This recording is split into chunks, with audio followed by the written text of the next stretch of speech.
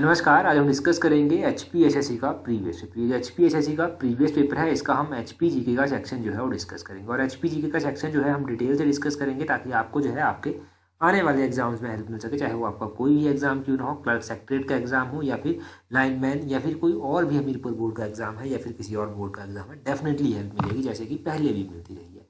अभी हम question number 51 से जो है वो स्टार्ट करेंगे। मोस्ट इंपॉर्टेंट क्वेश्चन है इस वीडियो में। बोलते हैं द हेडक्वार्टर ऑफ पर्वतीय ग्रामीण बैंक इज लोकेटेड एट। ये जो पर्वतीय ग्रामीण बैंक है इसका हेडक्वार्टर पूछा गया है कि कहाँ पर स्थित है। पर्वतीय ग्रामीण बैंक शायद कुछ लोगों ने पहले सुना भी होगा, शायद कुछ लोगों ने नहीं भी सुना होगा। तो इसका हेडक्वार्टर जानिए, चंबा में जो है इसका हेडक्वार्टर स्थित है। ऑप्शन ए सही आंसर है। अब चंबा में जो है इसका हेडक्वार्टर स्थित है। एक और बात यहाँ से जानिए कि ये पर्वतीय ग्रामीण बैंक जो है ये बहुत पुराना बैंक है चंबा का। अब तो शायद ये बैंक बंद भी हो गया है, एग्जैक्टली डोंट नो, परंतु पुराना बैंक है काफ़ी चंबा का। अगर देखो हम हिमाचल प्रदेश में बैंकिंग सिस्टम की बात करें तो हिमाचल प्रदेश में पंजाब नेशनल बैंक हो गया, यूको बैंक हो गया, स्टेट बैंक ऑफ इंडिया हो गया, ये सारे बैंक जो हैं अच्छी तरह से काम कर रहे हैं। लीड बैंक आप इनको कह सकते हैं हिमाचल प्रदेश का। बहुत पहले पूछा गया था एग्जाम में क्वेश्चन कि जो रीजनल रूरल बैंक है जिसको आरआरबी भी कहते हैं, आरआरबी को जो है वो कौन स्पॉन्सर करता है। तो आरआरबी यानी कि रीजनल रूरल बैंक, इसको जो है वो हिमाचल प्रदेश में पंजाब नेशनल बैंक पीएनबी जो है वो स्पॉन्सर करता है। ये आपने ध्यान रखना है। अगर हम करंट डाटा बात करें इकोनॉमिक सर्वे के अकॉर्डिंग तो हिमाचल प्रदेश में टोटल कितनी ब्रांचेज हैं बैंकों की, तो हिमाचल प्रदेश में 2244 2244 ब्रांचेज जो हैं वो बैंकिंग की हैं। बैंकों की कितनी ब्रांचेज हैं? 2244। ये भी साथ में आपने ध्यान रखना है। अब तो बस यहाँ से आप इतना ध्यान रख लीजिए। अगला क्वेश्चन देखिए, 52 नंबर क्वेश्चन पूछते हैं। बोलते हैं doctor BR Ambedkar government polytechnical college is located at which place in Himachal Pradesh. तो बोलते हैं कि ये जो doctor BR Ambedkar government polytechnical college है ये हिमाचल प्रदेश में कहाँ पर स्थित है। तो ये कहाँ पर स्थित है? ये गगरेट में स्थित है। कहाँ पर? गगरेट। ऑप्शन ए जो है वो सही आंसर है। पहले पता होना चाहिए कि गगरेट कहाँ पर पड़ता है। ये डिस्ट्रिक्ट ऊना में पड़ता है, डिस्ट्रिक्ट ऊना में पड़ता है ये गगरेट। अब आपने क्या ध्यान रखना है यहाँ से, हिमाचल प्रदेश के इंपॉर्टेंट कॉलेजेस आपने ध्यान रखना है कि MCM DAV कॉलेज कहाँ पर स्थित है, ये डिस्ट्रिक्ट कांगड़ा में स्थित है। आपने ध्यान रखना है कि बाबा बालकनाथ डिग्री कॉलेज कहाँ पर स्थित है, ये चकमोह हमीरपुर डिस्ट्रिक्ट में जो है वो स्थित है। आपने ध्यान रखना है इंदिरा गांधी मेडिकल कॉलेज कहाँ पर स्थित है, Indira Gandhi government medical college जो है ये डिस्ट्रिक्ट शिमला में स्थित है। आपने ध्यान रखना है कि doctor Rajendra Prasad government medical college कहाँ पर स्थित है, ये टांडा डिस्ट्रिक्ट कांगड़ा में स्थित है। आपने ध्यान रखना है कि अटल मेडिकल एंड रिसर्च यूनिवर्सिटी कहाँ पर स्थित है, ये मंडी में स्थित है। आपने ध्यान रखना है कि Radha Krishnan government medical college कहाँ पर स्थित है, ये हमीरपुर में स्थित है। Jawaharlal Nehru government medical college कहाँ पर स्थित है, ये चंबा में स्थित है। Doctor Yashwant Singh Parmar government medical college कहाँ पर स्थित है, तो ये नाहन डिस्ट्रिक्ट सिरमौर में स्थित है। तो ये इंपॉर्टेंट कॉलेजेस मैंने आपको बताया। एक हाइड्रो इंजीनियरिंग कॉलेज है, ये कहाँ पर स्थित है, ये बिलासपुर के बंदला में स्थित है। इसी तरह एम्स कहाँ पर है, बिलासपुर के कोठीपुरा में स्थित है। तो ये चीज़ें बहुत कॉमन है, बहुत कॉमन है, तो रिवाइज करते रहना है। अगला क्वेश्चन है 53 नंबर क्वेश्चन। बोलते हैं Priyanka Chaudhary belonging to district Kangra is associated with which sports. तो ये क्वेश्चन ऐसा है किताबों पर बहुत कम आपने पढ़ा होगा, तो इसका सही आंसर जानिए कि प्रियंका चौधरी जो है वो कौन से खेल से संबंधित रखती हैं जो कांगड़ा की रहने वाली है। प्रियंका चौधरी जो है इस खेल संबंध रखती हैं जुड्डो खेल से। ऑप्शन सी जो है वो सही आंसर है, जुड्डो से संबंध रखती हैं प्रियंका चौधरी। और अगर आने वाले एग्जाम में क्वेश्चन पूछा जाए कि प्रियंका चौधरी जो जुड्डो से संबंध रखती है वो कहाँ से बिलोंग करती है, तो कहाँ से बिलोंग करती हैं, डिस्ट्रिक्ट कांगड़ा से ये बिलोंग करती है। तो ये आपने ध्यान रखना है। साथ में आपने ध्यान रखना है कि सुमन रावत जो सुंदरनगर से संबंध रखती हैं वो किस खेल से जुड़ी हुई हैं, तो सुमन रावत जो है वो एथलीट से जुड़ी हुई हैं और सुंदरनगर डिस्ट्रिक्ट मंडी से जो है वो संबंध रखती हैं। इनको जो था वो परशुराम अवार्ड भी दिया गया था सबसे पहली बार 1987 में। आपने ध्यान रखना है कि सीता गोस्वामी जो है वो कौन सी खेल से संबंधित रखती है। सीता गोस्वामी जो है वो भारतीय महिला हॉकी टीम की जो है वो कप्तानी कर चुकी हैं। इनके बारे में ध्यान रखिए, सिरमौर की रहने वाली है। चरणजीत सिंह जो है ये भी हॉकी के कप्तान रह चुके हैं और इन्होंने 1964 में जो टोक्यो ओलंपिक हुए थे उसमें भारत को जो था लीड किया था, या आप कह सकते हैं कि भारतीय हॉकी टीम के ये कैप्टन थे उस टाइम। आपने ध्यान रखना है कि अजय ठाकुर कहाँ से संबंध रखते हैं, अजय ठाकुर नालागढ़ से संबंध रखते हैं और कौन सी खेल से जुड़े हुए हैं, एक कबड्डी खेल से जुड़े हुए हैं। कविता ठाकुर भी हैं, कविता ठाकुर भी कबड्डी से जो है वो जुड़ी हुई हैं और ये कुल्लू की रहने वाली हैं। तो ये कुछ इंपॉर्टेंट प्लेयर मैंने आपको बताए, इनके नाम याद रखिएगा, कौन सी खेल से जुड़े हुए हैं याद रखिएगा, कहाँ से संबंध रखते हैं ये भी ध्यान रखिएगा। 158 क्वेश्चन नंबर देखिए। बोलते हैं who was the ruler of Kangra when Mahmud Ghaznavi attacked Nagarkot 1009 AD। बोलते हैं कांगड़ा का शासक कौन था जब 1009 ईस्वी में महमूद गजनवी ने नगरकोट पर आक्रमण किया था। जब कहते हैं कि 1009 ईस्वी में महमूद गजनवी ने नगरकोट पर आक्रमण किया था तो उस टाइम कांगड़ा का शासक हुआ करता था जगदीश चंद। ऑप्शन ए सही आंसर है। काफ़ी टाइम से हमने क्वेश्चन को रिवाइज नहीं किया है तो हो सकता है कुछ लोगों को डाउट रह गया हो, परंतु अब डाउट नहीं होना चाहिए। कांगड़ा या फिर नगरकोट आप कह लीजिए, इसके ऊपर कब कब आक्रमण किए गए और किस किस ने आक्रमण किए। इस पर 1337 में मोहम्मद बिन तुगलक ने जो था उस पर अटैक किया था या फिर इसको कैप्चर किया था। 1365 में उसके बाद अटैक किया गया, फिरोज शाह तुगलक के द्वारा जो था वो अटैक किया गया। अब फिरोज शाह तुगलक जो था वो लूटते लूटते ज्वालामुखी मंदिर तक पहुंच गया। उसने क्या किया, ज्वालामुखी मंदिर की बहुत सारी किताबें उठाई और वो संस्कृत में थी। उन किताबों का अनुवाद उसने क्या किया, पर्शियन में जो था उनका ट्रांसलेट कर दिया उनको। और ट्रांसलेशन करने वाला कौन था, वो था खलीद खनी। खलीद खनी का नाम भी ध्यान रखिएगा, ये क्वेश्चन पूछा गया था लास्ट टाइम, क्लर्क सेक्रेटरी के एग्जाम में पूछा गया था क्वेश्चन ये लास्ट टाइम, तो आपने ध्यान रखना है। अगर आप तैयारी भी कर रहे हैं उस एग्जाम की तो मैंने नीचे टेस्ट सीरीज का लिंक दे रखा है, कमेंट बॉक्स में भी है, डिस्क्रिप्शन बॉक्स में भी है, टेलीग्राम पर भी है, तो आप वहाँ से उसको अवेल कर सकते हैं अगर आप अपनी तैयारी को अच्छी शेप देना चाहते हैं। 159 क्वेश्चन नंबर देखिए, बोलते हैं the Renuka lake is located in which district of Himachal Pradesh. Renuka झील हिमाचल प्रदेश के किस जिले में स्थित है। क्वेश्चन तो बहुत आसान है, रेणुका झील सिरमौर जिले में स्थित है। ऑप्शन डी सही आंसर है। कई बार सिंपली क्वेश्चन पूछ लिया जाता है कि सिरमौर के साथ कौन जुड़ा हुआ है, तो रेणुका ऑप्शन में दिया होगा, रेणुका माता जो है वो सिरमौर के साथ जुड़ी हुई है। अब ये क्वेश्चन नहीं पूछा जाएगा, एब्सोल्युटली नहीं पूछा जाएगा। क्वेश्चन पूछा जाएगा कि हिमाचल प्रदेश की सबसे बड़ी नेचुरल झील जो है वो कौन सी है, तो हिमाचल प्रदेश की सबसे बड़ी नेचुरल झील है रेणुका झील, ये आपने ध्यान रखना है। एक और क्वेश्चन यहाँ से बन जाता है सिरमौर का ही, सुकेती लेक। सुकेती लेक कहाँ पर स्थित है, सुकेती लेक भी जो है वो सिरमौर में ही स्थित है।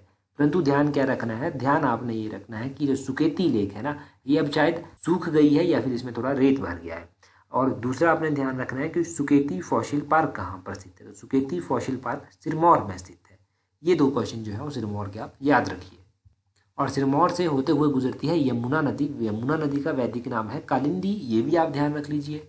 यमुना की सहायक नदियों में टॉन्स, पब्बर, गिरी, जलाल, असनी, बाटा, पब्बर, ये सब नदियां जो हैं वो यमुना की सहायक नदियों में आ जाती हैं। 160 क्वेश्चन नंबर देखिए, बोलते हैं the Lohla tribe found in Lahaul are, तो बोलते हैं लाहौल क्षेत्र में मौजूद लाहुला जनजाति है, तो ये किस तरह की है, क्या ये एक्सोगैमस है, पॉलीगैमस है, एंडोगैमस है, मोनोगैमस है, किस तरह के ये लोहला ट्राइब है यहाँ की, तो क्वेश्चन नंबर 160 का ऑप्शन सी होगा, एंडोगैमस है ये, यानी कि अंतर्विवाही जो है ये माने जाते हैं। अगर हम लोहलास के बारे में बात करें तो इनके बीच में मैरिज के टाइप होते हैं, तेभांगस्टन इनके बीच में मैरिज का टाइप होता है। और साथ में ही अगर हम इनकी ड्रेसेस की बात करें तो इनकी ड्रेसेस में जो है एक खाटर आता है। खाटर जो है क्या होता है, ये लॉन्ग लूज गाउन होता है। और अगर हम बात करें कैप इनकी जो कैप होती है वो कुल्लू कैप होती है, जिसको ये टोबरी कहते हैं। तो ये आपने ध्यान रखना है इनकी जो ड्रेसेस हैं उनके बारे में, इनका जो तेभांगस्टन मैरिज का टाइप है उसके बारे में ध्यान रखना है। और लाहौल में चंद्राभागा नदियाँ बहती हैं। चंद्राभागा नदियाँ जो है तांडी नामक स्थान पर जो है वो आपस में मिल जाती हैं, वो भी ध्यान रखिए। और लाहौल स्पीति का हेडक्वार्टर जो है वो केलोंग में स्थित है। बहुत बेसिक क्वेश्चन है। अगला क्वेश्चन देखिए 40 नंबर क्वेश्चन, बोलते हैं the installed capacity of Renukaji dam project will be, बोलते हैं रेणुकाजी बांध परियोजना की जो अधिष्ठापित जो क्षमता है वो कितनी है, तो रेणुका की जो इंस्टॉल्ड कैपेसिटी है वो कितनी है, वो है 40 मेगावाट। ऑप्शन ए जो है वो सही आंसर है। अब 40 मेगावाट जो है वो रेणुका परियोजना की जो है कैपेसिटी है। कहाँ पर स्थित है, नाम से पता चल रहा है कि सिरमौर में स्थित है, क्योंकि अभी हमने रेणुका झील पढ़ा वो भी सिरमौर में स्थित है। अब आपने ध्यान रखना है कि इसको एग्जीक्यूट कौन करता है, ये एग्जीक्यूट की जाती है Himachal Pradesh power corporation limited के द्वारा। Himachal Pradesh power corporation limited जो है वो इसको एग्जीक्यूट करता है, ये मोस्ट इंपॉर्टेंट है, तो ये आपने ज़रूर ध्यान रखना है। सिरमौर में गिरी परियोजना भी आती है। गिरी परियोजना जो है आपने ध्यान रखना है, ये Himachal Pradesh state electricity board limited के द्वारा जो है वो एग्जीक्यूट की जाती है। तो बस यही 3-4 क्वेश्चन जो है आपने यहाँ से ध्यान रखना है, ज़्यादा याद नहीं रखना है, बस 3-4 लिमिटेड से क्वेश्चन ध्यान रखना है। 41 क्वेश्चन देखिए, बोलते हैं the mission of electric vehicle policy in Himachal Pradesh is to achieve 100% transmission to electric vehicles by which year. बोलते हैं हिमाचल प्रदेश के विद्युत वाहन नीति के तहत 100% विद्युत वाहन परिवर्तन का लक्ष्य जो है वो किस वर्ष तक रखा गया है, कि किस वर्ष तक हम इसको अचीव कर लेंगे। तो हिमाचल प्रदेश ने ये लक्ष्य रखा हुआ है, कि हम इसको अचीव कर लेंगे। कब तक कर लेंगे, ये रखा गया है 2030 तक। ऑप्शन सी जो है वो सही आंसर है, 2030 तक जो है ये लक्ष्य रखा गया है। तो यहाँ से इतना ही ध्यान रखें, नेट सेट यही क्वेश्चन पूछा जाएगा। आंसर मैं फाइनल आंसर की के अकॉर्डिंग ही बता रहा हूँ, तो कन्फ्यूजन भी कोई नहीं होना चाहिए। Surajtal lake is located in which district of Himachal Pradesh. तो अगले क्वेश्चन में बोलते हैं कि सूरजताल झील हिमाचल प्रदेश के किस जिले में स्थित है। तो सूरजताल झील लाहौल स्पीति में स्थित है। ऑप्शन डी लाहौल स्पीति जो है वो सही आंसर है। अब लाहौल स्पीति में स्थित है सूरजताल झील। आपने ध्यान रखना है कि सूरजताल के अलावा चंद्रताल झील भी जो है वो है। चंद्रताल झील कहाँ पर है, ये लाहौल स्पीति में ही स्थित है। तो एक सूरजताल झील हो गया, एक चंद्रताल झील हो गया, ये दोनों ही लाहौल स्पीति में है। लाहौल स्पीति में विनामसो झील भी पड़ती है, लाहौल स्पीति में दीपकताल झील भी पड़ती है। किन्नौर जिले की बात करें, यहाँ पर नाको झील है। सिरमौर की लेक हमने पढ़ ली है। और चंबा की बात करें तो चंबा में खजियार झील है, गढ़ासरू झील है, लामाडल झील है, मणिमहेश झील है, चमेरा झील है और महाकाली झील है। ये चंबा की इंपॉर्टेंट झीलें हैं। अच्छा, चमेरा प्रोजेक्ट भी है चंबा में। एक चमेरा वन परियोजना की कितनी कैपेसिटी है और इसको कौन एग्जीक्यूट करता है, जल्दी से कमेंट करके बता दीजिए चमेरा परियोजना के बारे में। थोड़े से हम हिंदी इंग्लिश के क्वेश्चन भी अभी देखेंगे। उससे पहले देख लीजिए, अगर अभी तक आपने हमें टेलीग्राम पर ज्वाइन नहीं किया है, टेलीग्राम पर ज्वाइन करने के लिए अपने टेलीग्राम से इस तरह से सर्च करना है @tolexam31। 21,300 से अधिक लोग जुड़ चुके हैं, तो आप भी जुड़ जाइए अगर अभी तक नहीं जुड़े हैं।